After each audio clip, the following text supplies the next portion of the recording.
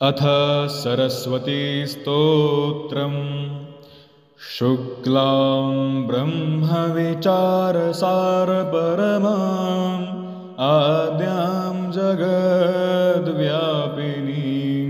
वीणापुस्तकधारिणीमभयदां जाड्यान्धकारापहां हस्ते स्फाटिकमालिकां च दधतीं पद्मासने संस्थितां वन्दे तां परमेश्वरीं भगवतीं बुद्धिप्रदां शारदां या कुन्देन्दुतुषारहारधवला या शुभ्रवस्त्रावृता या वीणावरदण्डमण्डितकरा या श्वेतपद्मासना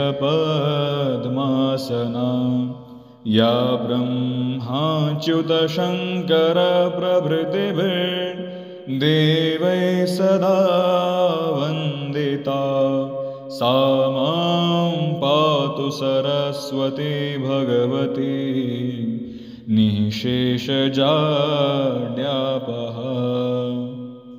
दोभिर्युक्तैश्चतुर्भिः स्फटिकमणिमयीमक्षमालां दधानां हस्तेनैकेन पद्मं सितमपि च शुकं पुस्तकं चापरेण पाशं वीणां मुकुन्दस्फटिकमणिनिभां भासमाना समाना शामे वादे च तथ्यं निवसतु वदने सर्वदा सुप्रसन्ना।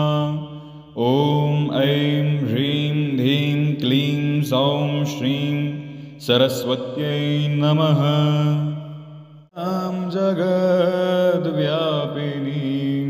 वीणापुस्तकधारिणीमभयदां जाड्यान्धकारापहां हस्ते स्फाटिकमालिकां च दधतीं पद्मासने संस्थितां वन्दे तां परमेश्वरीं भगवतीं बुद्धिप्रदां शारदां या कुन्देन्दुतुषारहारधवला या शुभ्रवस्त्रावृता या वीणावरदण्डमण्डितकरा या श्वेतपद्मासना या ब्रह्माच्युतशङ्करप्रभृतिभिर्देवैः सदा वन्दिता सा मां पातु सरस्वती भगवती निःशेषजाड्यापहा। दोभिर्युक्तैश्चतुर्भिः स्फटिकमणिमयीमक्षमालां दधानां हस्तेनैकेन पद्मं सितमपि च शुकं पुस्तकं चापरेण पाशं वीणां मुकुन्दस्फटिकमणिनिभां भासमाना समाना शामे वादे च तथ्यं निवसतु वदने सर्वदा सुप्रसन्ना। ॐ ऐं ह्रीं ह्रीं क्लीं सौं श्रीं सरस्वत्यै नमः। ं जगद्व्यापिनीं वीणापुस्तकधारिणीमभयदां जाड्यान्धकारापहां हस्ते स्फाटिकमालिकां च दधतीं पद्मासने संस्थितां वन्दे तां परमेश्वरीं भगवतीं बुद्धिप्रदां शारदां या कुन्देन्दुतुषारहारधवला या शुभ्रवस्त्रावृता या वीणावरदण्डमण्डितकरा या श्वेतपद्मासना या ब्रह्माच्युतशङ्करप्रभृतिभिर्देवैः सदा वन्दिता सा मां पातु सरस्वती भगवती निःशेषजाड्यापः। दोभिर्युक्तैश्चतुर्भिः स्फटिकमणिमयीमक्षमालां दधाना हस्तेनैकेन पद्मं सितमपि च शुकं पुस्तकं चापरेण पाशं वीणां मुकुन्दस्फटिकमणिनिभां भासमाना समाना शामे वादे च तथ्यं निवसतु वदने सर्वदा सुप्रसन्ना। ॐ ऐं ह्रीं ह्रीं क्लीं सौं श्रीं सरस्वत्यै नमः। ं जगद्व्यापिनीं वीणापुस्तकधारिणीमभयदां जाड्यान्धकारापहां हस्ते स्फाटिकमालिकां च दधतीं पद्मासने संस्थितां वन्दे तां परमेश्वरीं भगवतीं बुद्धिप्रदां शारदां या कुन्देन्दुतुषारहारधवला या शुभ्रवस्त्रावृता या वीणावरदण्डमण्डितकरा या श्वेतपद्मासना या ब्रह्माच्युतशङ्करप्रभृतिभिर्देवैः सदा वन्दिता सा मां पातु सरस्वती भगवती निःशेषजाड्यापः। दोभिर्युक्तैश्चतुर्भिः स्फटिकमणिमयीमक्षमालां दधाना हस्तेनैकेन पद्मं सितमपि च शुकं पुस्तकं चापरेण पाशं वीणां मुकुन्दस्फटिकमणिनिभां भासमाना समाना शामे वादे च तथ्यं निवसतु वदने सर्वदा सुप्रसन्ना। ॐ ऐं ह्रीं ह्रीं क्लीं सौं श्रीं सरस्वत्यै नमः। ं जगद्व्यापिनीं वीणापुस्तकधारिणीमभयदां जाड्यान्धकारापहां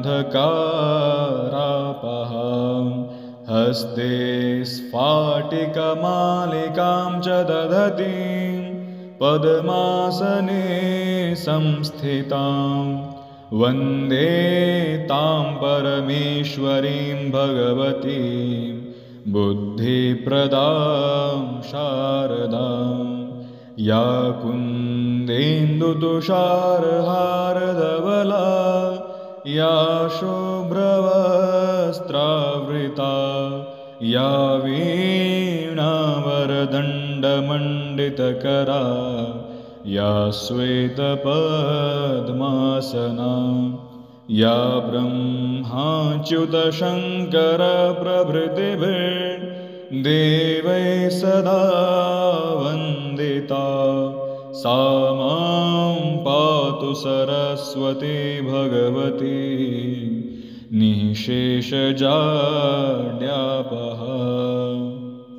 दोभिर्युक्तैश्चतुर्भिः स्फटिकमणिमयीमक्षमालां दधाना हस्तेनैकेन पद्मं सितमपि च शुकं पुस्तकं चापरेण पाशं वीणां मुकुन्दस्फटिकमणिनिभां भासमाना समाना शामे वादे च तथ्यं निवसतु वदने सर्वदा सुप्रसन्ना।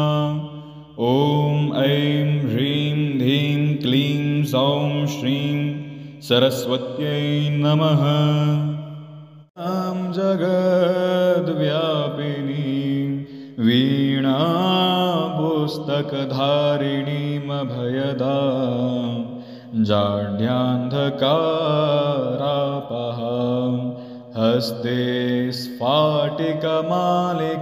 च दधतीं पद्मासने संस्थितां वन्दे तां परमेश्वरीं भगवतीं बुद्धिप्रदां शारदां या कुन्देन्दुतुषारहारधवला या शुभ्रवस्त्रावृता या वीणावरदण्डमण्डितकरा या श्वेतपद्मासना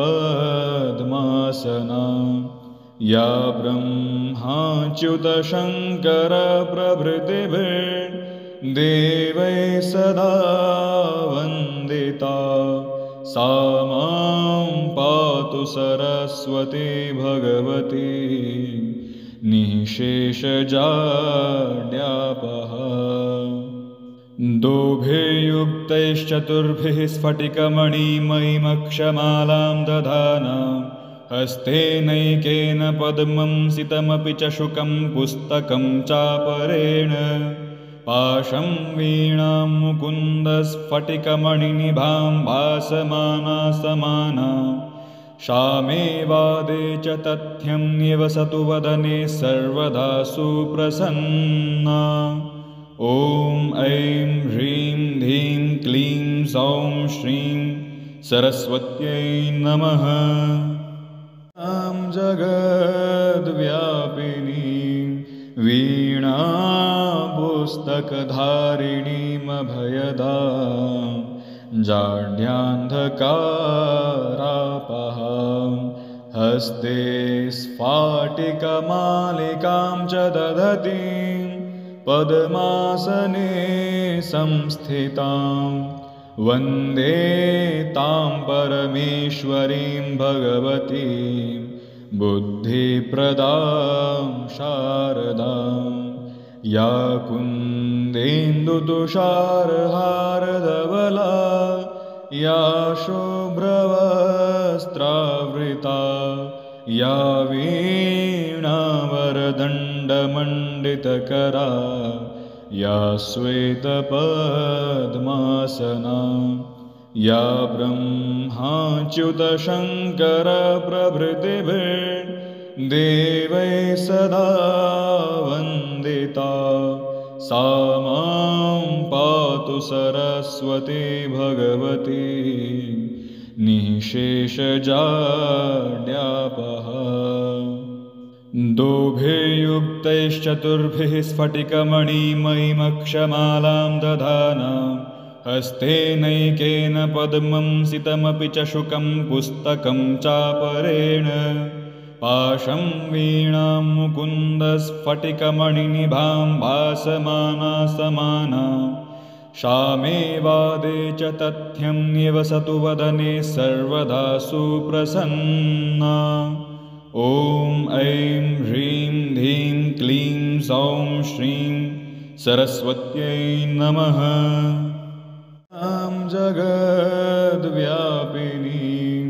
वीणापुस्तकधारिणीमभयदां जाड्यान्धकारापहां हस्ते स्फाटिकमालिकां च दधतीं पद्मासने संस्थितां वन्दे तां परमेश्वरीं भगवतीं बुद्धिप्रदां शारदां या कुन्देन्दुतुषारहारधवला या शुभ्रवस्त्रावृता या वीणावरदण्डमण्डितकरा या श्वेतपद्मासना या ब्रह्माच्युतशङ्करप्रभृतिभिर्देवैः सदा वन्दिता सा मां पातु सरस्वती भगवती निःशेषजाड्यापहा। दोभिर्युक्तैश्चतुर्भिः स्फटिकमणिमयीमक्षमालां दधाना हस्तेनैकेन पद्मं सितमपि च शुकं पुस्तकं चापरेण पाशं वीणां मुकुन्दस्फटिकमणिनिभां भासमाना समाना श्यामे वादे च तथ्यं निवसतु वदने सर्वदा सुप्रसन्ना। ॐ ऐं ह्रीं ह्रीं क्लीं सौं श्रीं सरस्वत्यै नमः। ं जगद्व्यापिनीं वीणापुस्तकधारिणीमभयदां जाड्यान्धकारापहां हस्ते स्फाटिकमालिकां च दधतीं पद्मासने संस्थितां वन्दे तां परमेश्वरीं भगवतीं बुद्धिप्रदां शारदां या कुन्देन्दुतुषारहारधवला या शुभ्रवस्त्रावृता या वीणावरदण्डमण्डितकरा या श्वेतपद्मासना या ब्रह्माच्युतशङ्करप्रभृतिभिर्देवैः सदा वन्दिता सा मां पातु सरस्वती भगवती निःशेषजाड्यापहा। दोभिर्युक्तैश्चतुर्भिः स्फटिकमणिमयीमक्षमालां दधाना हस्तेनैकेन पद्मं सितमपि च शुकं पुस्तकं चापरेण पाशं वीणां मुकुन्दस्फटिकमणिनिभां भासमाना समाना श्यामे वादे च तथ्यं निवसतु वदने सर्वदा सुप्रसन्ना। ॐ ऐं ह्रीं ह्रीं क्लीं सौं श्रीं सरस्वत्यै नमः। ं जगद्व्यापिनीं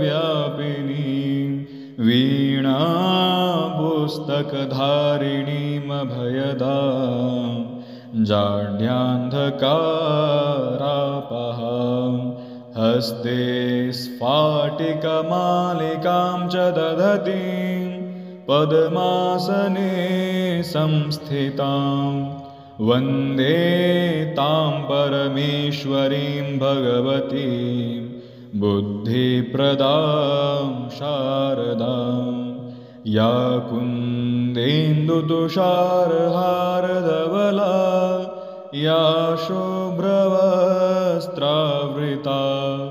या वीणावरदण्डमण्डितकरा या श्वेतपद्मासना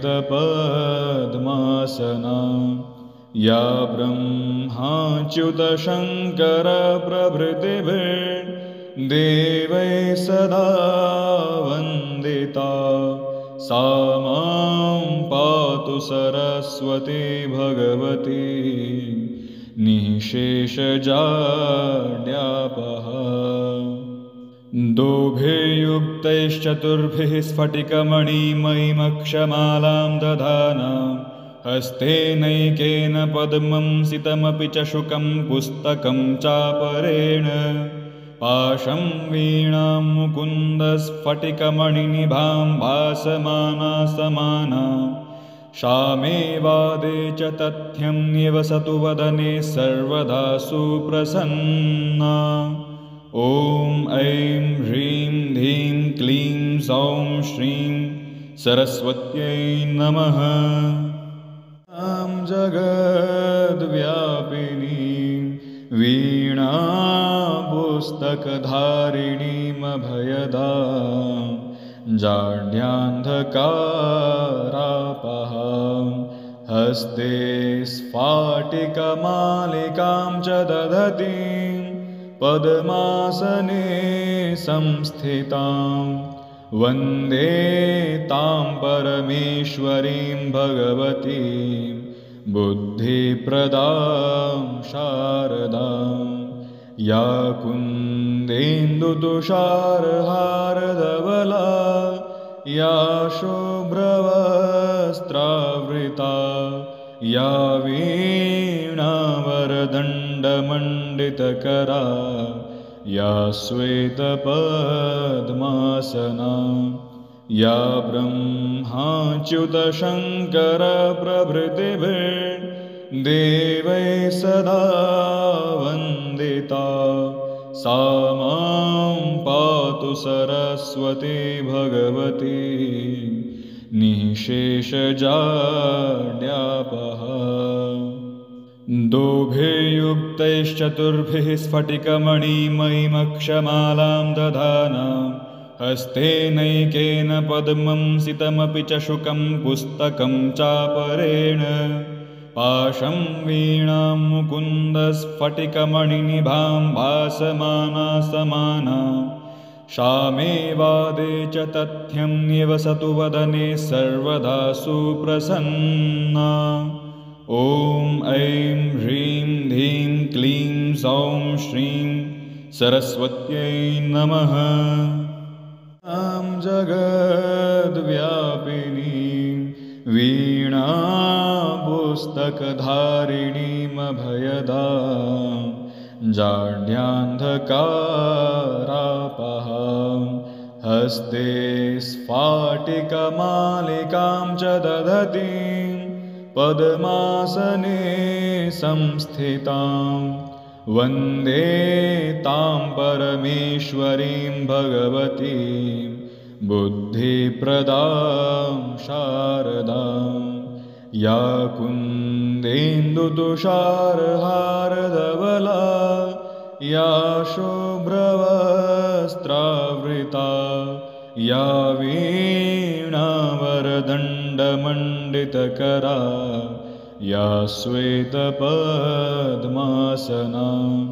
या ब्रह्माच्युतशङ्करप्रभृतिभिर्देवैः सदा वन्दिता सा मां पातु सरस्वती भगवती निःशेषजाड्यापहा।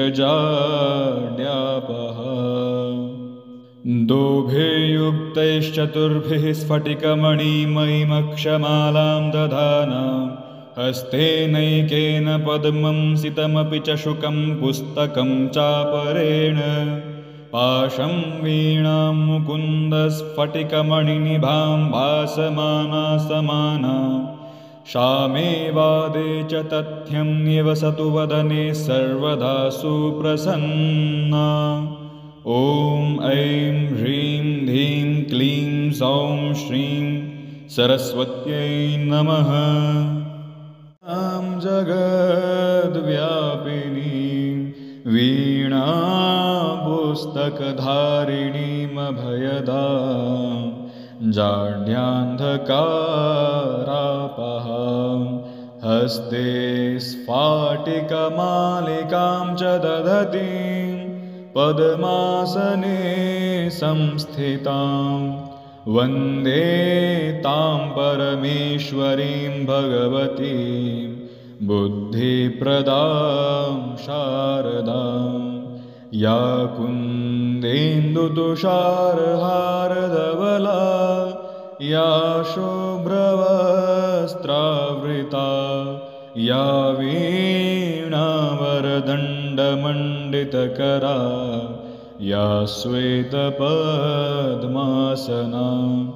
या ब्रह्माच्युतशङ्करप्रभृतिभिर्देवैः सदा वन्दिता सा मां पातु सरस्वती भगवती निःशेषजाड्यापहा। दोभिर्युक्तैश्चतुर्भिः स्फटिकमणिमयीमक्षमालां दधाना हस्तेनैकेन पद्मं सितमपि च शुकं पुस्तकं चापरेण पाशं वीणां मुकुन्दस्फटिकमणिनिभां भासमाना समाना शामे वादे च तथ्यं निवसतु वदने सर्वदा सुप्रसन्ना। ॐ ऐं ह्रीं ह्रीं क्लीं सौं श्रीं सरस्वत्यै नमः। ॐ जगद्व्यापिनीं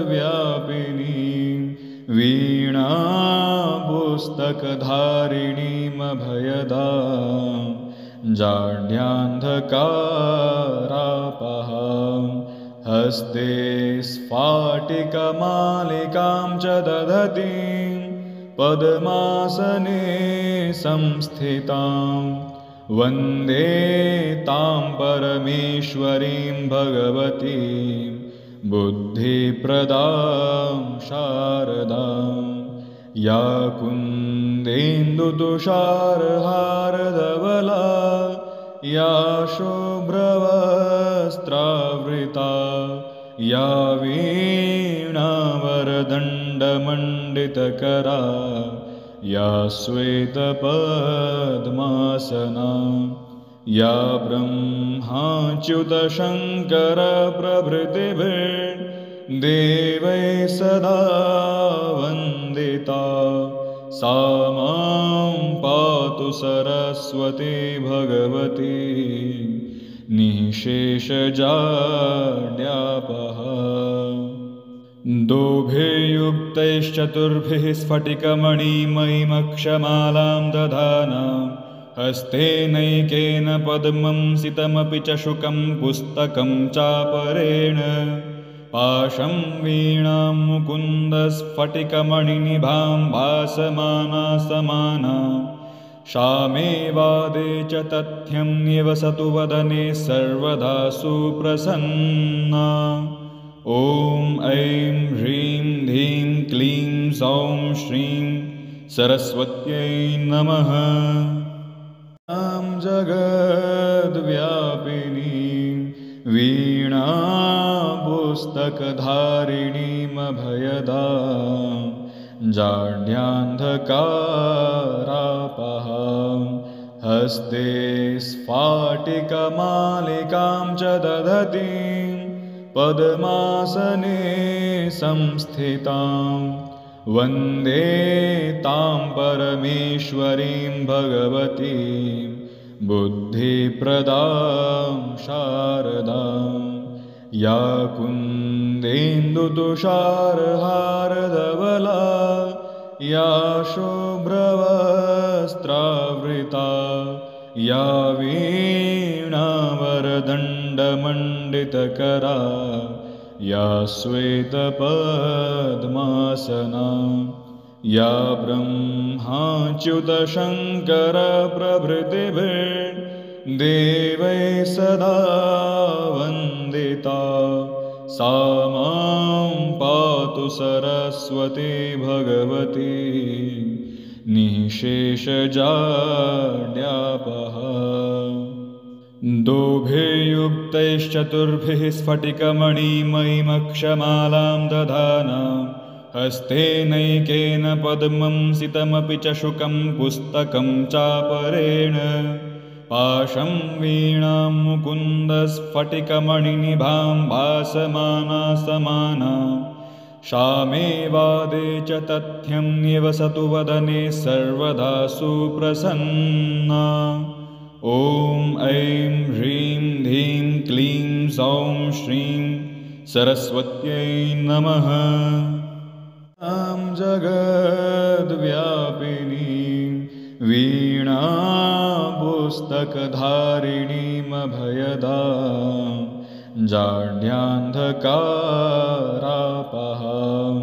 हस्ते स्फाटिकमालिकां च दधतीं पद्मासने संस्थितां वन्दे तां परमेश्वरीं भगवतीं बुद्धिप्रदां शारदां या कुन्देन्दुतुषारहारधवला या शुभ्रवस्त्रावृता या वीणावरदण्डमण्डितकरा या श्वेतपद्मासना या ब्रह्माच्युतशङ्करप्रभृतिभिर्देवैः सदा वन्दिता सा मां पातु सरस्वती भगवती निःशेषजाड्यापः दोभैर्युक्तैश्चतुर्भिः स्फटिकमणिमयीमक्षमालां दधाना हस्तेनैकेन पद्मं सितमपि च शुकं पुस्तकं चापरेण पाशं वीणां मुकुन्दस्फटिकमणिनिभां भासमाना समाना शामे वादे च तथ्यं निवसतु वदने सर्वदा सुप्रसन्ना ॐ ऐं ह्रीं ह्रीं क्लीं सौं श्रीं सरस्वत्यै नमः जगद्व्यापिनीं वीणापुस्तकधारिणीमभयदां जाड्यान्धकारापहां हस्ते स्फाटिकमालिकां च दधतीं पद्मासने संस्थितां वन्दे तां परमेश्वरीं भगवतीं बुद्धिप्रदां शारदां या कुन्देन्दुतुषारहारधवला या शुभ्रवस्त्रावृता या वीणावरदण्डमण्डितकरा या श्वेतपद्मासना या ब्रह्माच्युतशङ्करप्रभृतिभिर्देवैः सदा वन्दिता सा मां पातु सरस्वती भगवती निःशेषजाड्यापः दोभैर्युक्तैश्चतुर्भिः स्फटिकमणिमयीमक्षमालां दधाना हस्तेनैकेन पद्मं सितमपि च शुकं पुस्तकं चापरेण पाशं वीणां मुकुन्दस्फटिकमणिनिभां भासमाना समाना शामे वादे च तथ्यं निवसतु वदने सर्वदा सुप्रसन्ना ॐ ऐं ह्रीं ह्रीं क्लीं सौं श्रीं सरस्वत्यै नमः जगद्व्यापिनीं वीणापुस्तकधारिणीमभयदां जाड्यान्धकारापहां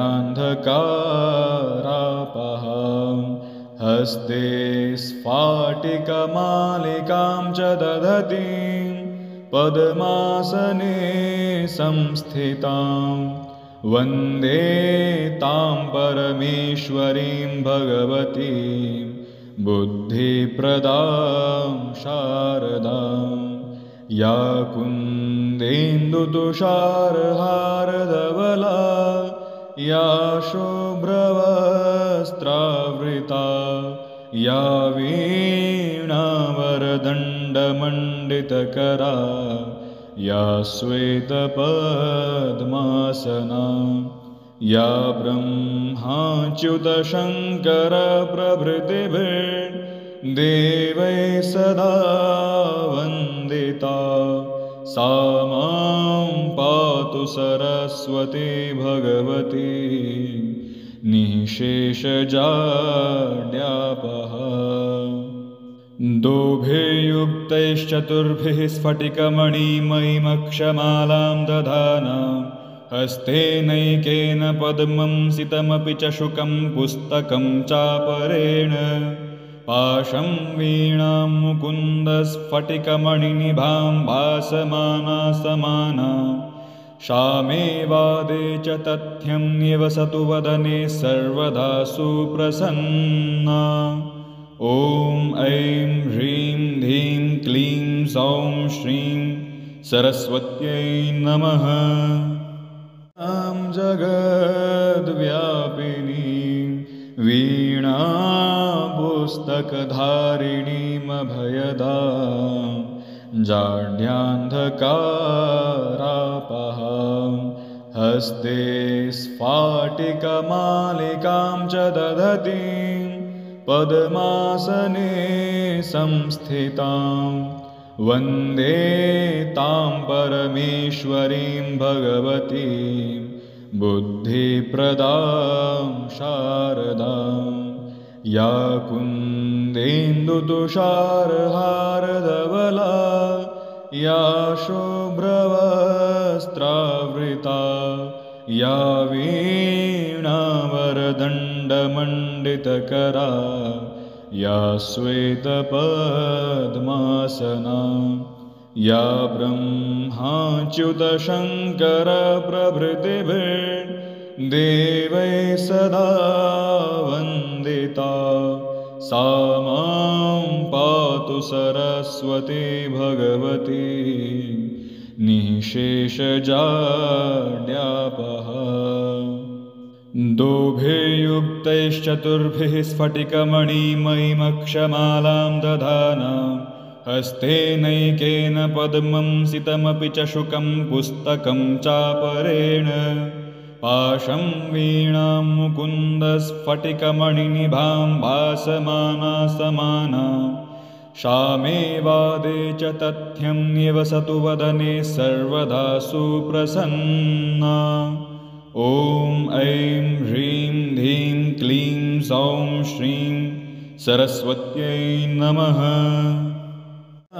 जगद्व्यापिनीं वीणापुस्तकधारिणीमभयदां जाड्यान्धकारापहां हस्ते स्फाटिकमालिकां च दधतीं पद्मासने संस्थितां वन्दे तां परमेश्वरीं भगवतीं बुद्धिप्रदां शारदां या कुन्देन्दुतुषारहारधवला या शुभ्रवस्त्रावृता या वीणावरदण्डमण्डितकरा या श्वेतपद्मासना